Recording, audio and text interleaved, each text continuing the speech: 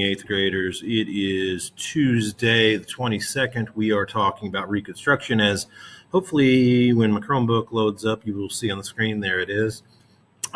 So real quick, don't forget to answer the attendance question from today's video. Some of you aren't doing this at all. We had a test last Thursday, and about 4 of you just didn't take it, so it's a 0 in there now. I don't really know what else to do other than send these home to you and put them in classroom and make them do to make you understand that you've got to do this. Those people that are not choosing to either A, answer these attendance questions, B, take their tests, C, do their assignments for the study guides for the questions, you're being counted absent from school and you're getting zeros on your work. I would not recommend any of those if you're interested in going to the high school. Now, the ones of you that are watching this are probably not the ones I'm talking to begin with. So those of you who have done your work have mostly done a good job on this. But I've still got several of you without taking a Chapter 1 test or Chapter 2 test. I do have even a couple people in 7th and 8th grade that haven't taken the Chapter 1 test, which is not good. We also have some new people that have just moved in. You need to write these notes down in a notebook. They need to be in order. So if you're one of the ones that just came in for Chapter 3, you should have a notebook for social studies only that starts with Chapter 3, Section 1. For the rest of us, it'll start with Chapter 1 and then go to Chapter 2. And then all you need to do is write the notes down that I will, go through here on the video, but I'll also send it in a link in Google Classroom. So you could click on it and you can go through at your own speed and write those down because you won't be able to keep up, hopefully, with how fast I'm going, because hopefully this takes less than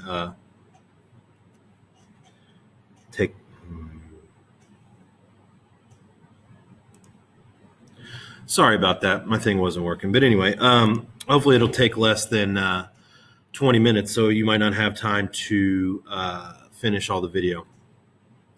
Study guides, those have to be completed by the end of the chapter. The chapter test is going to be roughly 2 weeks, and so you'll need to have your study guides, all 4 of those for this chapter, done.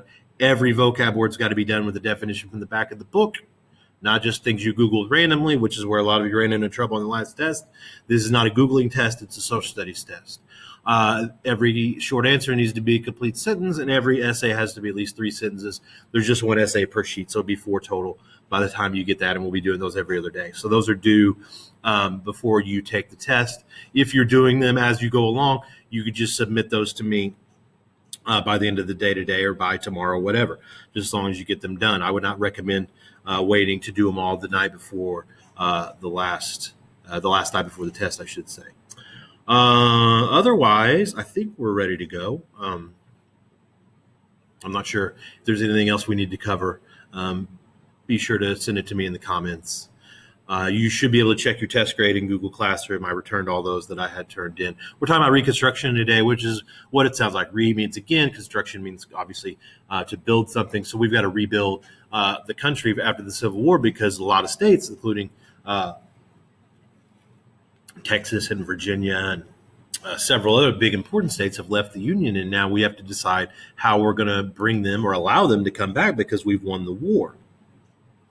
And so you'll get different historians who have different opinions about when Reconstruction really is, but most people will usually settle on around 1865 to 1900. 1865, of course, is the end of the war. We talked about that at the end of the last chapter.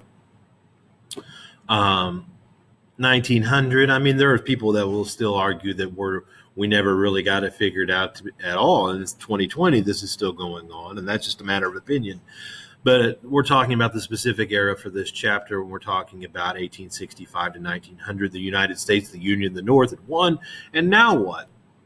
All these people that had been enslaved, all these people of color that had been kept as slaves for several hundred years by this point in America, we have to figure out how we're going to, reintegrate them, or integrate, I shouldn't say reintegrate, integrate them, because they've never really been part of society to begin with, because we've not allowed them to work for pay. We've not allowed them to learn to read or write. We've not allowed them to keep families or close groups together. And also, B, we have to figure out how these states who have literally committed treason against the United States and fought a war against us are now going to be allowed to come back in the Union. You can't really, you could, But it's hard to do. Just be like, well, that happened. What are you going to do about it? Shrug your shoulders and let him back in. And so there are really two sides of the seesaw, if you will. People that really want them to be punished, like a dog that pees on your carpet, you're going to rub their nose in it, which most experts say you shouldn't do that to begin with. But I don't have a dog, so I don't know. But I would not recommend, being mean to dogs generally. Or do we just want to be like, hey, let's, what's in the past is in the past, and let's go on with our lives, which is really pretty much what Abraham Lincoln wanted to do. And his plan was the 10% plan, which is basically what it sounds like. 10% of the voters in every state, once they swear loyalty to the Union. And again, that's just 1 out of every 10. That's not a very big percentage, of course. Once they swear loyalty to the Union, and like we super duper double pinky promise we'll never do that again, then they write a constitution that does not allow slavery. We'll forgive Southerners who fought for the Confederacy, not their leaders and generals or whatever, and we'll pardon them. Pardon is when, like, you committed a crime and now you're being let free and forgiven. An amnesty is basically that, but for a group of people instead of just one. And then we'll let them back in the Union. And so Lincoln's plan is, by his own admission, is pretty soft. He's pretty willing to, hey, let's just let what's in the past be in the past, and more fighting is not going to solve anything. And on one hand, that's a very admirable attitude. I think, I would, the better I've got at my job over the almost 2 decades that I've been doing this, which is sad to say, leaving things in the past has really helped me, and not being mad today about something that happened yesterday. And so I think for, your everyday life, there's nothing wrong with having that attitude. Let's look to the future. Dwelling on the past is not going to solve anything. Let's not hold grudges, and all that stuff is great. It's fine. And again, like I said, I think it's admirable. I didn't say I think it's right in this instance. I'm not saying it's wrong either, but I'm saying that the other people, the radical Republicans, the people who are like, hey, you've committed treason against the United States, and hey, I lost husbands, sons, cousins, uncles, whatever in my family, and I'm mad about it. The idea that, angry is also sometimes a valid feeling. And in this case, I think we could definitely argue that it is a valid feeling. And so I'm saying Lincoln's attitude is admirable. I'm not saying it's necessarily right, because I think you would agree 1 out of every 10 people being like, oh, all right, I'm sorry, let's, forget about it, is not really a very high standard to hold the South to. Now, his point of view is that, hey, we already beat them in a war. There's no need to really kick them while they're down, and there's nothing to be served by rehashing old fights. And so his main drive and his main aim was to restore the Union.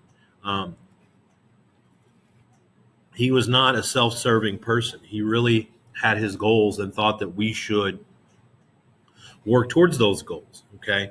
And like I said, there are a lot of people that did not think that this was harsh enough to the South. They were very angry. There's millions, if not billions of dollars worth of destruction to both the North and the South, especially in the South. The cost of human lives. We talked about that in the last slideshow. 600,000 Americans are killed. And so people are very justifiably angry about that. They resent the fact that we just had to fight an over 4-year war over something that should have been done just out of human decency, freeing the slaves and not keeping an entire race enslaved and in chains and in bondage. And so you can see why they're really resentful, why they're really angry, and why they're really wanting revenge. Those are called radical Republicans. Radical means like extreme, like all the way to one way of one issue or all the way to the other, not really in the middle. Okay. And so it doesn't mean, like we said in the 80s, like to mean cool, like the Ninja Turtles always said, which, we could talk about the Ninja Turtle later, but Donatello really he was treated unfairly. He got a stick as a weapon. And you could call it a bow staff if you want, but it's just a stick. And the rest of them got not only like swords and nunchucks, but they got 2 each. And he got 1 stick. But anyway, that's not what we mean when we say radical. Radical means all the way to one way, not all the way, and usually you compromise in the middle, but these people are called radical Republicans, and their opinion was all the way to one side. Like, hey, these people have to be punished. The idea that they're just going to be like, oh, we learned our lesson is not really going to ring true. And so we've got to make sure that we really establish that the Union in the North is the dominating force in our political future. And so they passed the Wade Davis bill, which is now, instead of 10%, you're looking at over 50% of white males in a state have to swear loyalty to the Union. And only if you swore that you did not fight for the Confederacy are you allowed to run for mayor, for governor, for senator, for representative, or any other public office. Okay, and then the one thing it had in common with Lincoln's plan is their new Constitution did have to ban slavery. And so they were really acting like junior high lunchroom level petty, where like the people that were readmitted under the 10% plan, and there were, I think, 3 states. They're in the book. I don't remember off the top of my head.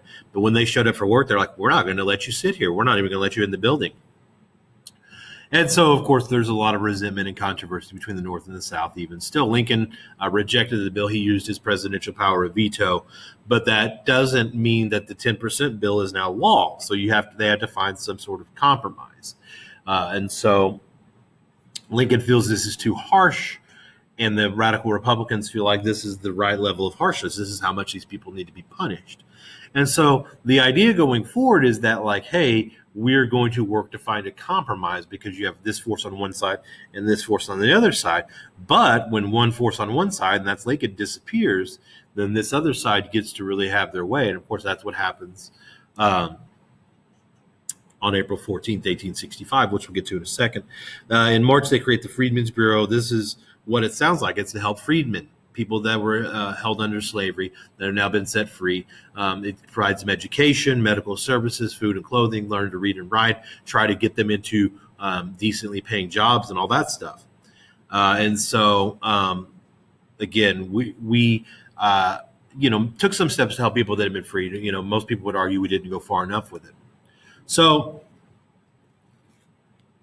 Lincoln is shot attending a play. The play is called Our American Cousin, and the guy who shot him is named John Wilkes Booth. And so there are a lot of questions. Without you here, it's hard to get all the questions that remembered that people always ask. But why was John Wilkes Booth able to just walk up there? Well, he was a very, very famous actor. One of probably the most famous actors in America, which was way less famous than it would be today because we didn't have like TV and Twitter and Snapchat and TikTok and whatever. We just had plays. And so if he was a nationwide famous actor, he still wasn't really well known.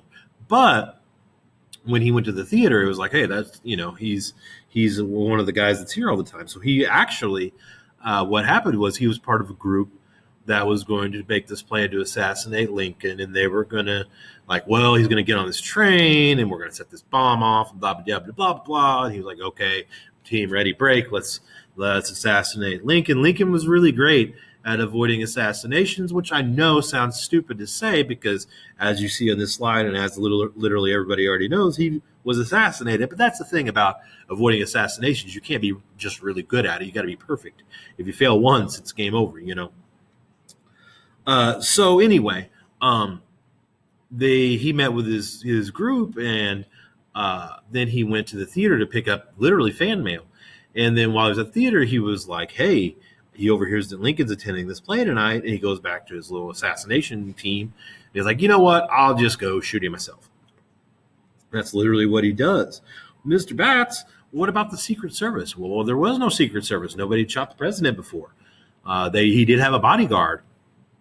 The bodyguard was not on duty. Most people think he was going to the bathroom, which is a little bit crude, but the reality of the situation, he's probably in the John when this happened. So Lincoln dies the next day. Some people think that the doctor, Dr. Mudd, could have saved him, and that became a saying, my name is Mudd, like when you screwed up or whatever. But in reality, we think that's probably not the case. He was shot from literally that far away in the back of the head, which even by those weapons of those days is not really good for you. So anyway, John Wilkes Booth was a famous actor, and he just walked in his booth, and he shot him in the back of the head. He jumped off the balcony down on the stage, and people were like, "Yay!" because they thought it was part of the play. And then he yelled, "Sic semper tyrannis, death to tyrants," which people were like, "That doesn't really make sense in the play."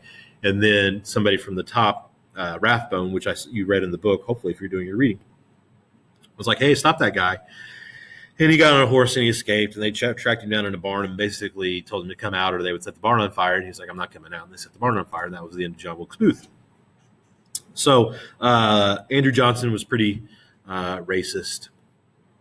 He didn't think African Americans should have equal rights, but he also wanted to humiliate the Confederates. Basically, he was like, "You need to come apologize to me personally."